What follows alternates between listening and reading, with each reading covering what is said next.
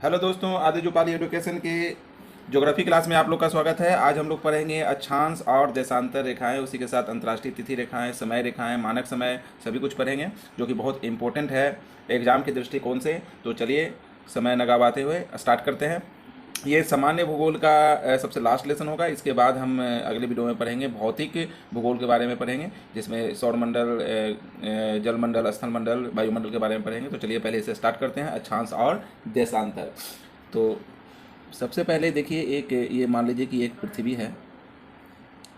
पृथ्वी के अभी बताए थे ऊपर जो होता है वो उत्तर होता है, तो ऊपर की ओर उत्तर होता है, नीचे की ओर दक्षिण होता है। ये सभी आप लोग जानते हैं, इसमें कोई नया नहीं है। और इधर पूर्व होता है और इधर पश्चिम होता है, ठीक है। तो इसमें जो बीच से इस तरह से लाइन जाएगी, ठीक है ना, इसे हम लोग कहते हैं विषुवत रेखा। यानी पश्चिम से पूर्व की ओर जो लाइन खींची हुई है, इस लाइन को क्या कहते हैं? विषुवत, जो पृथ्वी को दो भागों में बांटती है, विषुवत रेखा। और इसे ही कहते हैं भूमध्य। भू के मध्य में है, इसलिए भू मध्य रेखा भी कहते हैं। इसे ध्यान रखिएगा, विषुवत रेखा और भूमध्य रेखा एक ही बात है ठीक है। और इसी के साथ, इसी के इस तरह से ये जो खींचा हुआ है ये गोल है, मतलब इसको ये चारों तरफ इस तरह से खींचा हुआ है। तो इसी के साथ में इसके नीचे इस तरह से ये लाइन जो खींची हुई है, इस तरह से कंटिन्यू, और इस तरह से इस साइड में, ये कहलाती है अक्षांश रेखाएं। अक्षांश रेखाएं। तो एक चीज़ समझने का बात है कि अक्षांश, सिर्फ अक्षांश और अक्षांश रेखाएं दोनों अलग अलग चीज़ हैं। तो ये अक्षांश कैसे है, और ये हम लोग जो पढ़े होंगे कभी, आप लोग जानते होंगे 23.5 डिग्री, 23.5, इसमें डिग्री कहाँ से आया है? तो डिग्री इसमें दिखाई नहीं दे रहा है, तो डिग्री कैसे आता है? तो डिग्री जो आता है वो हम बताते हैं आपको कि ये मान लीजिए विषुवत जो पृथ्वी है उसका एक केंद्र है। तो ये केंद्र से ये मान लीजिए ये एक कोई भी अक्षांश है, तो यहाँ से यहाँ इस तरह से अगर मिलाएंगे, ठीक है, तो ये जो यहाँ पे एंगल बनेगा, ये वाला एंगल, इसे ही जो जो डिग्री लिया जाता है वो है माना जाता है। जैसे यहाँ मान लीजिए ये 23.5 डिग्री है, तो ये 23.5 डिग्री एंगल पर ही खींचा हुआ है, ठीक है। इसका ऊपर ये जाएगा तो एंगल बढ़ जाएगा। जैसे यहाँ पर से अगर ये और खींच देंगे तो ये एंगल थोड़ा बढ़ जाएगा, तो ये 66.5 डिग्री। इसी तरह से जोड़िए नहीं, जीरो से 1 2 3 4 5 6 7 8 9 10 एक करके ये ऊपर की ओर बढ़ेगी और ये नीचे की ओर तक। ये लास्ट कहाँ होती है? ये लास्ट जाकर होती है 90 डिग्री पर, इस साइड में। इस साइड में 0 डिग्री से इधर से, फिर से इधर से भी स्टार्ट होगी 1 2 3 4 5 6 7 8, तो यहाँ भी जाकर लास्ट हो जाएगी 90 डिग्री पर। यानी कहने का मतलब 90 डिग्री पर क्यों स्टार्ट हो जाएगी? देखिए, जैसे ये वाला लाइन यहाँ से स्टार्ट हुई 0 डिग्री से, इस तरह से है। ये 0 डिग्री से ऐसे हुआ, मैंने यहाँ पर आए थे 0 डिग्री से 1 डिग्री 2 डिग्री 3 4 5 6 7 8 9 10, इस तरह से 90 डिग्री पर जाके ये क्या हो जाएगी? खत्म हो जाएगी। इधर भी आएगी तो सेम यही रेखा तो है इधर भी, तो इसलिए 90 डिग्री पर जाके खत्म हो जाएगी। तो इसको बेसिक से समझिए, बढ़िया से समझिए, तो आपको कॉन्सेप्ट जब समझ में आ जाएगा तो ये कुछ नहीं है, ठीक है। तो इसे हम क्या कहते हैं? अक्षांश कहते हैं। ये जो है यहाँ से यहाँ तक ये जो डिग्री दिया हुआ है, इसे हम अक्षांश कहते हैं। और ये यहाँ से जो ये, अगर यहाँ ये डिग्री पर यानी 23 डिग्री पर जो इस तरह से मिलाकर इस तरह से बनाए और यहाँ से इस तरह से एक लाइन खींच दी है, ये पूरी लाइन को हम कहते हैं अक्षांश रेखा, ठीक है। अक्षांश अंश, ठीक है ना, अक्ष का अंश, अंश मतलब क्या? डिग्री में, ठीक है। कोई दिक्कत इसमें नहीं। अब चलते हैं, ये कितने हैं? 90 डिग्री, 0 से 90 डिग्री ऊपर है, 0 से 90 डिग्री नीचे। तब पूछेगा कि कितने, तो एक 0 से अगर गिनना चाहेंगे 1 2 3 4 90 डिग्री पर, यानी 90 इधर हो गए टोटल और 90 इधर हो गए। तब पूछेगा कि कितनी अक्षांश रेखाएं कितनी होती हैं? तो अक्षांश रेखाएं टोटल हो जाएगी, आप लोग बताइएगा, 180। नहीं, 180 नहीं होगी, 181 अक्षांश रेखाएं तो होती है। ये क्वेश्चन में आता है एग्जाम में। कितने 181 कैसे हो गई? तो 0 से ये जो 0 डिग्री पर है वो खींचा हुआ है, ये 0 डिग्री पर एक जो है इसको भी गिनना है ना। 1 से स्टार्ट हुई 90 तक इधर, और 1 से स्टार्ट हुई 90 तक इधर, तो 90 90 180, और ये बीच में जो एक है वो 181 हो गई। कोई दिक्कत? तो ये आपका क्वेश्चन बनता है, कभी कभी एग्जाम में पूछा जाता है, ठीक है। और ये जो विषुवत रेखा है और ये अक्षांश रेखाएं जो इस तरह से खींची जाती है, ये पैरेलल होती है। यानी हम यहाँ पर लिख सकते हैं अक्षांश रेखाएं पैरेलल होती है विषुवत रेखा के, समानांतर जिसको कहते हैं, विषुवत रेखा के। आप लोग नोट कर लीजिएगा, समानांतर होती है, ठीक है। उसके बाद अक्षांश रेखाएं जो भी है खींची जाती है, मैंने यहाँ से 0 डिग्री से 90 डिग्री तक, यहाँ से 0 से 90 डिग्री तक 180 टोटल रेखाएं होती हैं। ये जो अक्षांश अभी हम बताएं, ये जो अक्षांश है इसे अक्षांश कहते हैं। अक्षांश को दर्शाया जाता है, यूनिट क्या होगा इसका? तो अक्षांश का जो यूनिट होता है वो अंश में हम कर सकते हैं, यानी डिग्री में कर सकते हैं, नहीं तो मिनट में कर सकते हैं, और नहीं तो सेकंड में कर सकते हैं, ठीक है। अंश, मिनट और सेकंड में इसे हम क्या करते हैं? यूनिट में मापते हैं इसे, ठीक है। जैसे किलो को 1 किलो 2 किलो चावल को करते हैं, इसी तरह से इसे अंश में, मिनट में या सेकंड में मापा जाता है, ठीक है। तो हम एक और पृथ्वी बनाए हैं। पृथ्वी में देखिए विषुवत रेखा हो गया, और ये जो डिग्री में आएगा 23.5 डिग्री में जो खींचा जाता है, 23.5 डिग्री में, उसे कहते हैं कर्क रेखा। क्या कहते हैं?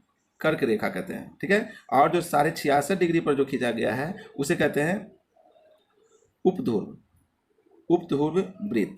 उत्तरी, उत्तर दिशा में है तो उत्तरी उपध्रुव वृत्त। आइए दक्षिण दिशा में जो यही वाला 66.5 डिग्री पर रहेगा उसे दक्षिणी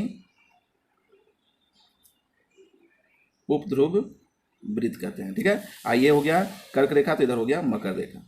ये पहले भी हम पढ़ा चुके हैं। ये 0 डिग्री हो गया, ये विषुवत रेखा। ये जरूरी जानिएगा, ये जानना जरूरी है, ठीक है। तो यहाँ से 0 डिग्री से स्टार्ट किया। अब 1 डिग्री पर कोई ना कोई अगर मान लीजिए कि 1 डिग्री पर ये खींचा हुआ है इस तरह से, ठीक है। तो ये 1 डिग्री पर खींचा हुआ है, तो यहाँ से जो यहाँ तक की दूरी हो जाएगी, मैंने यहाँ से तो गया है, यहाँ से खींचे 1 डिग्री पर, ठीक है नहीं, लेकिन यहाँ पर जो यहाँ आगे जाके जो दूरी बन जाएगी, ये दूरी जो बन जाएगी वो 111 डिग्री की होगी, 111 किलोमीटर की होगी, ठीक है। यानी आप नोट कर सकते हैं कि 1 डिग्री अक्षांश दूरी, 1 डिग्री की अक्षांशीय दूरी कितना होता है? 111 किलोमीटर होता है। ये नोट कर लीजिएगा, ठीक है। 1 डिग्री की अक्षांशीय दूरी कितनी होती है? 111 किलोमीटर होती है। तो यहाँ देखिएगा, ये जो इस तरह से यानी पश्चिम से पूर्व की ओर जो रेखाएं खींची जा रही है वो सभी रेखाएं क्या है? अक्षांश रेखाएं हैं। और अक्षांश रेखाएं में ये जो बीच वाली जो लाइन है, ये यानी विषुवत रेखा, भूमध्य रेखा या अक्षांश रेखा भी इसको कह सकते हैं, ये तीनों है, ये जो रेखा है ये पृथ्वी को 2 भागों में बांट रही है। बाकी कोई नहीं, ये और ये नहीं कर रही है, सिर्फ ये बीच से 2 भागों में इसे बांट रही है, यानी ओनली वन एक ही, ठीक है। लेकिन अब हम लोग पढ़ते हैं थोड़ा सा देशांतर रेखा के बारे में, ठीक है। देशांतर रेखा में क्या होता है कि ये एक लाइन, एक गोल हम बना दिए, क्या पृथ्वी बना दिए, मान लीजिए पृथ्वी बन गया। अब इसमें एक बीच से इस तरह से ऊपर की से नीचे की ओर, यानी उत्तर से दक्षिण की ओर एक लाइन खींच दी है, ठीक है। ये लाइन नहीं है, ये पूरा गोल है, मैंने यहाँ से इस तरह से लेके उस साइड में, मैंने पृथ्वी तो गोल है इस तरह से, तो इस तरह से लेके उस साइड भी खींचा हुआ है, पीछे पृथ्वी के पीछे भी खींचा हुआ है, ये इस तरह से गया। ये गोल है ना गेंद की तरह, तो इसका समझ लीजिए कि गेंद पर एक तरह से इधर से ले गए और उस साइड से घुमाते हुए पीछे से ऐसे ले आए, ठीक है। तो एक हो गया। अब यहाँ पर ये गेंद में अब इस तरह से यहाँ से भी दूसरी तरफ से ये कर दिया, यानी ये भी गेंद को दोनों तरफ से गोल कर दिया। फिर ये तीसरे तरफ मैंने ये इस तरह से करके एक ही केंद्र पर से, जैसे ऊन कैसे लपेटते हैं किसी चीज़ पर, है ना, उस तरह से एक ही जगह से बार बार ऊन को हम इस तरह से ले जा रहे हैं, ठीक है। तो ये जो बन रहा है, ये क्या बन रहा है? देशांतर रेखा बन रहा है। और सभी देशांतर रेखाएं, चाहे ये ले लीजिए, अगर मान लीजिए थोड़ा सा इसको मूव करके इधर से कर देते हैं, तो ये वाला भी इसको बीच से बांट रही है, ये वाला भी अगर बीच से बांटे, अगर ऊन का एक गोला ले लिए या एक गेंद ले लिए, एक गेंद को हम क्या करते हैं, इस तरह से एक गेंद है मान लीजिए, ठीक है, ये एक गेंद है मान लो, ठीक है।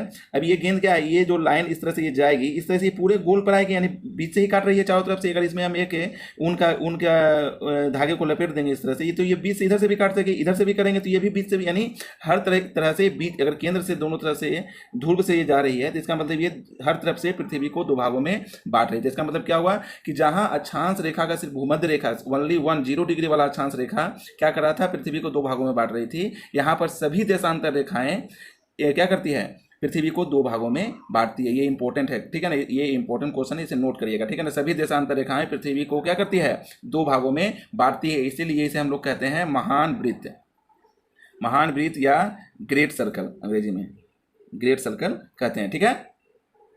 अब क्वेश्चन ये होता है कि ये वाला तो 181 लाइन थी, अक्षांश रेखा 181 थी, तो ये देशांतर जो है, ये देशांतर रेखाएं कितनी हैं, ठीक है ना। तो ये जो लाइन, ये जो खिंचा रही है वो क्या है, देशांतर रेखाएं हैं, देशांतर रेखाएं, ठीक है। इसे कैसे मापते हैं, ये इसका जो डिग्री मापते हैं, मान लीजिए ये है, तो यहाँ से ये एक बिंदु ले लेते हैं, ये केंद्र से, तो इसको अगर यहाँ से ये नापेंगे, ठीक है ना, तो यहाँ पे ये डिग्री बनेगी। अगर आगे चला जाएगा तो ये थोड़ा सा बड़ी डिग्री बन जाएगी, ठीक है। इस तरह से घूमते चल जाएगी, तो ये पूरा, अगर ये यहाँ पर ऊपर में क्या बन जाएगी, पूरा गोल हो जाएगा। यानी कितने बन जाएंगे, 360 टोटल जो बनेंगे वो 360 डिग्री का, एक वृत्त पर 360 डिग्री का खींचा जाता है, तो 360 देशांतर रेखाएं टोटल बन जाएंगे, ठीक है। 360 डिग्री पर 360 देशांतर रेखाएं होंगी, ये 181 होंगी, ये 360 होंगी, ठीक है। तो अक्षांश रेखा में तो एक प्रधान अक्षांश रेखा, मेन अक्षांश रेखा का लेना आसान था कि ये मेन है, क्योंकि ये पृथ्वी को 2 भागों में बांटती है। लेकिन इसमें किसको मेन माने, इसे माने या इसे या इसे क्या कि ये सभी रेखाएं पृथ्वी को 2 भागों में बांट रही है, तो किसी एक को न एक को लेना जरूरी है। तो क्या किया गया कि एक को ले लिया गया, लंदन में जो ग्रीन बीच है, तो एक जो रेखा है देशांतर रेखा जो ग्रीन बीच से होकर जाती है, मान लीजिए ग्रीन बीच है लंदन का जगह लंदन है ये, और ये ग्रीन बीच से जो होकर लाइन जा रही है, ग्रीन बीच से एक जगह का नाम है, वहां से जा रही है, उसे मान लिया गया कि यहाँ यहाँ ये जो जगह है वो प्रधान देशांतर रेखा कहलाएगी। यानी सभी देशांतर रेखाएं एक ही तरह की है, लेकिन जो देशांतर रेखा ग्रीन बीच से होकर जा रही है उस देशांतर रेखा को हम प्रधान देशांतर रेखा मानेंगे। ठीक है, और यहीं से हम लोग क्या करते हैं, समय का को लेते हैं कि ये जहाँ ग्रीन बीच में जितना समय हो रहा है उसी के हिसाब से सब अपना समय मिलाएगा। हम अभी आगे बताएंगे आपको। तो यानी इसको हम मान लेंगे 0 डिग्री। तो 0 डिग्री से इधर अब क्या हो गया, 180 तक इधर, 180 डिग्री तक इधर रेखाएं खिंचाएगी और 180 डिग्री तक इधर रेखा, 0 डिग्री से 180 डिग्री इधर और 0 डिग्री से 180 डिग्री तक इधर देशांतर रेखाएं अब खींची जाएगी। एक देशांतर रेखा, एक डिग्री देशांतर रेखा, मैंने यहाँ से 1 डिग्री मान लीजिए यह है, तो 1 डिग्री देशांतर रेखा, देशांतर की दूरी तय करने में 4 मिनट का समय लगता है। ये क्वेश्चन आ सकता है कि एक देशांतर की दूरी तय करने में कितना मिनट लगता है, तो 4 मिनट लगता है। तो ये याद नहीं करना है, सब चीज़ को समझना है। कैसे, तो ये 360 डिग्री का पूरा बन रहा है, ठीक है ना, 360 डिग्री का पूरा बन रहा है और पृथ्वी घूम रही है, कितने देर में घूमती है, 24 घंटे में। तो 24 से इसको हम डिवाइड कर देंगे तो आपको पता हो जाएगा, है ना, 24 घंटे में घूमते हैं तो इसको निकाल लेना आसान है। देखिए आ जाएगा 24 गुने, और 1 घंटा में है तो इसको मिनट में बदलेंगे तो 60 से गुना करेंगे, 360 से भाग दे दीजिए तो कितना हो जाएगा, 6 छक्का 36, 6 से कट जाएगा, 6 24, 4 मिनट आ गया। याद करने की जरूरत नहीं है। एक देशांतर से देशांतर की दूरी तय करने में कितना मिनट लगता है, 4 मिनट का समय लगता है। अब यहाँ पर इससे पता चल गया कि अगर यहाँ पर मान लीजिए 5 बज रहा है तो 1 डिग्री पर दूसरा टाइम होगा, अगले डिग्री पर दूसरा टाइम होगा। क्यों, क्योंकि ये 4 मिनट का क्या हो रहा है, सब जगह अंतर चला जा रहा है। तो इससे आप जोड़ सकते हैं कि अगर मान लीजिए कि 0 डिग्री पर 5 बज रहा है तो 0 डिग्री पर अगर 5 बज रहा है तो 1 डिग्री पर कितना बजेगा, 5:04 बजेगा। 2 डिग्री पर कितना बजेगा, 5:08 बजेगा। ठीक है ना। इसी तरह 10 डिग्री पर, 20 डिग्री पर, 40 डिग्री पर, तो 40 से 4 को गुना कर दीजिए तो उसी तरह से आपको निकल जाएगा। ठीक है, प्रत्येक 15 डिग्री पर 15 डिग्री जाने में 1 घंटे का अंतर हो जाता है। 15 डिग्री जाएंगे तो 1 घंटे का आपको अंतर निकल के सामने आएगा। उसी तरह से अगर हम मान लो कह देते हैं कि 0 से 180 डिग्री जाना है तो उसको निकाल लीजिएगा। 0 से 180 डिग्री जाएंगे, इसका मतलब 12 घंटे का अंतर आ जाएगा। यानी 180 डिग्री पूरा जाने में कितना घंटे का अंतर, 12 घंटे का अंतर हो जाएगा। यानी मान लीजिए कि कोई यहाँ पर ग्रीन बीच में है और कोई 180 डिग्री देशांतर पर है तो यहाँ से 12 घंटा का अंतर हो जाएगी। और इसी तरह से अगर 360 डिग्री पर है तो दिन रात का अंतर हो जाएगा, 24 घंटे का अंतर हो जाएगा। ठीक है। 0 डिग्री से 180 डिग्री पूर्व की ओर जाने पर 12 घंटे की अवधि लगती है। यह ग्रीन बीच समय से 12 घंटे आगे होती है। ग्रीन बीच से 12 घंटे आगे होगी, इधर आगे होगी, इधर ग्रीन बीच से अगर इधर जाएंगे तो ये पीछे, क्योंकि पृथ्वी इधर मूव कर रही है। कैसे मूव करती है, इस तरह से पश्चिम से पूर्व की ओर मूव करती है और सूर्य इधर उगता है। ठीक है ना। तो पहले सूर्य किधर उगेगा, इधर उगेगा, यानी पहले दिन इधर होगा। तो ये जो समय है यहाँ पर से ये 0 डिग्री आने में से पहले इधर जो 180 डिग्री पर है वहाँ पहले समय हो जाएगा। यानी जो 12 घंटे, मैंने कहने का मतलब 12 घंटे इधर क्या होता है, 0 से 180 डिग्री पूर्व की ओर जाने पर 12 घंटे ज़्यादा होता है और पीछे 180 डिग्री आने पर 12 घंटे समय क्या होता है, पीछे होता है। यही कारण है कि 180 डिग्री पूर्व व पश्चिम देशांतर में कुल 24 घंटे यानी 1 रात दिन का अंतर पाया जाता है। 1 रात दिन का अंतर पाया जाता है इसे। ठीक है, इसे नोट कर लीजिएगा। तो ये मान लीजिए यहाँ पर ग्रीन बीच है, ठीक है ना, ये हम देशांतर रेखाएं खींचे हैं, मान लीजिए देशांतर रेखाएं खींचा हुआ है, ठीक है ना। ये इधर नॉर्थ हो गया, इधर साउथ हो गया। अब मान लीजिए कि इसमें अपने हिसाब से जो भूगोल विद्ता है वो अपने हिसाब से इसमें टाइमिंग को सेट भी करते हैं। मान लीजिए कि यहाँ पर इंडिया है, मान लीजिए ऐसा कि यहाँ पर इंडिया है, ठीक है ना। अब ये इंडिया में मान लीजिए कि ये लाइन अगर इस तरह से खींचा जा रहा है, ठीक है ना, ये इंडिया से ना पार होके इधर बाहर से पार हो जाएगा, ठीक है ना। तो ये देशांतर रेखा के बीच में नहीं आएगा, तो इसे क्या कहेंगे, मान लीजिए कि ये इंडिया को क्रॉस कर गया। देखिए ये लाइन इंडिया के बाहर थे, यहाँ पर मान लीजिए कि ये इंडिया है, इंडिया के यहाँ इस लाइन को अगर हम लिए हैं, मान लीजिए कि यहाँ पर 5:30 बज रहा है, मान लीजिए ऐसा कि ये 5:30 बज रहा है, लेकिन चूंकि ये इंडिया के बाहर है, ये दूसरी देशांतर में घुस जा रहा है, तो यहाँ पर तो दूसरा टाइम हो जाएगा, तो पूरे इंडिया में एक टाइम नहीं रहेगा। तो इसे सेट करने के लिए क्या किया, कहीं कहीं पर ये लाइन को थोड़ा सा इधर करके इस तरह से अपने हिसाब से सेट कर लिया गया है कि इसे हम इसके बीच में आएंगे। इस तरह से साइबेरिया को भी किया गया है, फिजी को भी किया गया है, ठीक है ना, कि अपने हिसाब से इस लाइन को थोड़ा सा ऐसे करके ले लेंगे तो इंडिया इसके अंदर आ जाएगा, ठीक है ना, जिससे इंडिया का सभी जगह का टाइम एक जैसा हो जाएगा, ठीक है ना। ऐसा नहीं, अगर ऐसा नहीं रहता तो क्या होगा, अगर मान लीजिए गुजरात में कुछ टाइम होता रहेगा तो और दूसरी जगह दूसरा टाइम होता रहेगा, वो मैंने वर्ल्ड के हिसाब से, ठीक है ना। इंडिया का फिर अपना स्थानीय समय भी होगा, उसके बारे में हम बता रहे हैं, लेकिन वर्ल्ड के हिसाब से 5:30 बज रहा है तो पूरे इंडिया में 5:30 बजना चाहिए। ये नहीं कि इंडिया के दिल्ली में 5:30 बजेगा, इंडिया के गुजरात में 7:30 बजेगा, वर्ल्ड टाइम के हिसाब से, ठीक है। तो ये इसलिए यहाँ पर क्या कर दिया गया, अपने हिसाब से लाइन को इधर उधर कर दिया गया। इसे कहते हैं अंतर्राष्ट्रीय तिथि रेखा। इस लाइन को इधर उधर करने के लिए जो किया जाता है वो अंतर्राष्ट्रीय तिथि रेखा कहलाती है। अब एक होता है लोकल टाइम, जिसको स्थानीय समय कहते हैं, लोकल टाइम। तो ये लोकल टाइम क्या है? तो लोकल टाइम होता है, आप लोग सब जानते हैं कि 12 बजता है, जब 12 बजता है तो सूर्य क्या होता है? एकदम सबसे ऊपर होता है, ठीक है। तो मान लीजिए कि ये है अरुणाचल प्रदेश, मान लीजिए, और ये है गुजरात, यहाँ पर गुजरात है, ठीक है। अब यहाँ पर 12 बजा, जिस समय 12 यहाँ बजेगा उसी समय यहाँ पर सूर्य ऊपर में होगा? नहीं, ऐसा नहीं हो सकता है। तो यहाँ पर 12 अलग टाइम में बजेगा और यहाँ पर 12 क्या होगा? अलग टाइम में बजेगा, ठीक है ना। तो ये इसका स्थानीय समय हो जाएगा। तो ठीक है, तो अब पूरे इंडिया में 12, सब जगह 12 अलग अलग टाइम में बजेगा। तो ऐसा करने के लिए एक टाइम बनाया गया, जैसे ग्रीन बीच बनाया गया पूरे वर्ल्ड के लिए, उसी तरह से इंडिया के लिए